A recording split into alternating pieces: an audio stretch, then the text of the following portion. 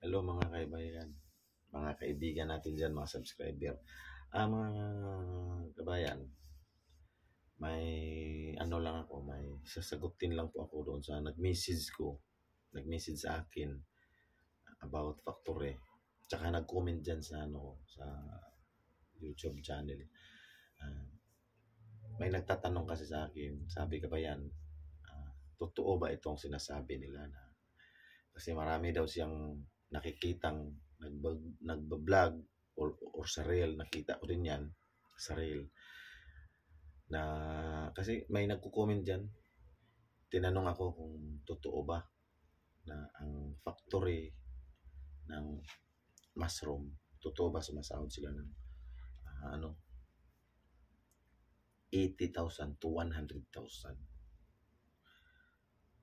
Para sa akin, hindi ako maniniwala na umaabot ng ganoon.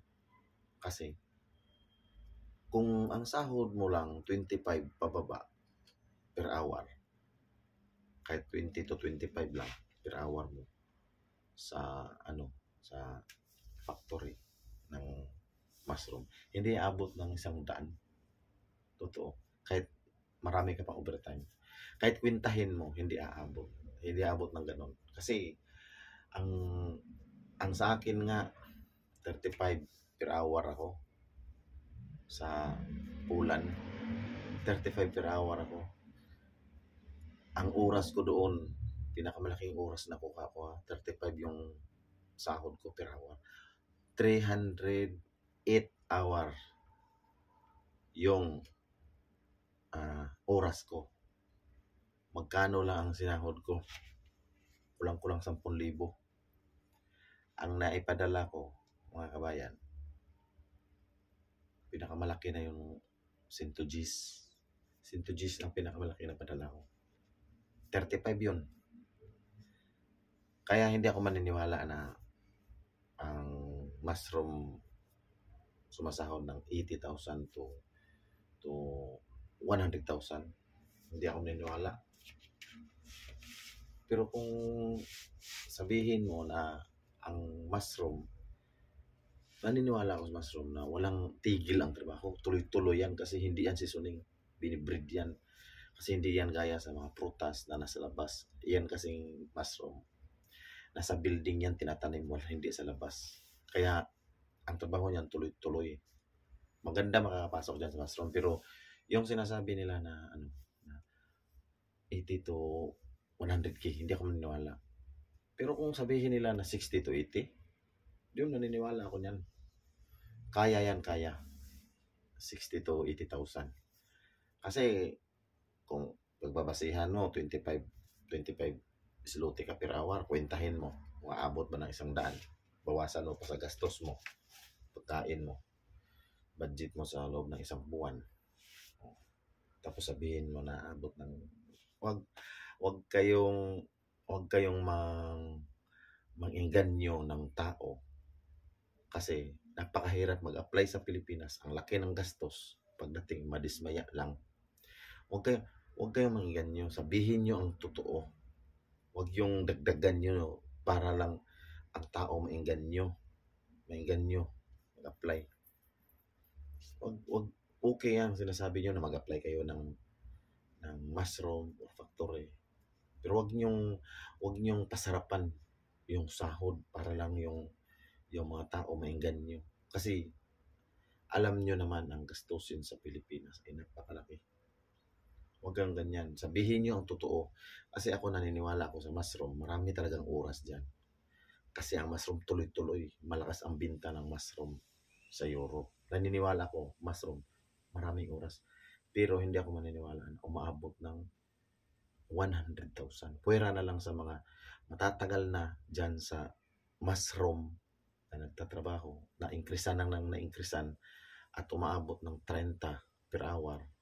Yun, may tendency makakakuha ng 100,000, 80 to 100. Pero yung mga bagong apply sa mushroom, punta doon, sumasahod kang 80,000 to 100, hindi ako maniniwala. Maniniwala ako maraming oras, pero yung sahod sa bagong pasok, 80 to 100,000, No way. Hindi ako maniniwala mga kabayan. Sa totoo lang. Real talk yan. Huwag kayong, yung mga nagre-reels dyan na malalaking sahod. 50-50 yan, paniwalaan o hindi. Kasi hindi kayo pinapakita sa kwentada. Hindi kayo pinapakita sa per oras. Hindi kayo. Kasi madali lang magsabi na, oy, sinasahod ko dito, 82. Para yung taon makakita, makarinig. Or makakita yung share, views. Kinukuha lang yung views, share. Pero sa totoo, huwag kayong maniwala sa mga ganun. Pwera na lang yung mga malalaki na ang ilang taon na dyan nagtatrabaho. Naingkrisan na lang naingkrisan. Yun, maniwala ko. Kasi malakaw na ang sahod nila. Pero yung mga bago, hindi yan naabot ng 80 to 100,000. Kaya yun ang mga kasagutan ko. Diyan hindi ako naninira. Ang sa akin lang, yung katotohanan lang. Kasi kawawa yung mga kapwa nating Pilipino o mga Pilipina na mag-apply. Kasi ang mushroom, magaan talaga ang mushroom na trabaho. Magaan ang trabaho ng mushroom. Maraming naghahabol sa mushroom kasi magaan at hindi siya seasonal. Bilib ako dyan sa trabaho na yung mushroom. Maganda yan. Ang problema lang dyan, ang question ko lang dyan na hindi ako maniniwala na 80 to 100,000. Pero kung kayo mag-apply kayo ng mushroom, okay yan. Dasal-dasal lang kayo, mapunta kayo sa mga agency na doon kayo papasok sa mushroom. Na mga agency din na maganda. Kasi sa Pulan, ang daming agency. Ang daming agency sa Pulan na nag-hire. Yung iba, mga balasubas, yung iba. Kasi ang nag-hire kasi sa Pulan, may mga Pinay, Pinoy, may India, may mga Bangla, may mga Ukraine, may mga Polish. Maraming mga nag-hire. Kaya magdasal na lang kayo kung mapunta kayo sa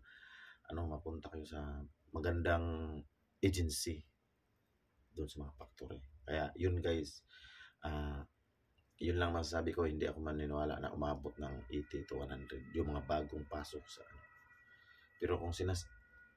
pero sabihin ko sa inyo, yung mga bago, ang kikitain nyo dyan 50 to 70, ganun, maniniwala ako dyan kung malakas ang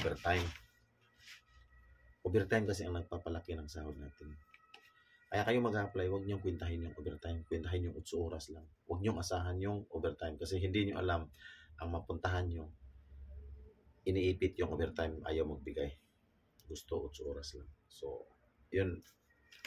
Salamat mga guys. Hanggang dyan lang tayo. So, na lang, kahit hindi niyo na i-share, panoorin niyo na lang. Nasa inyo na kung i-share niyo ito. So, maraming salamat mga kabayan.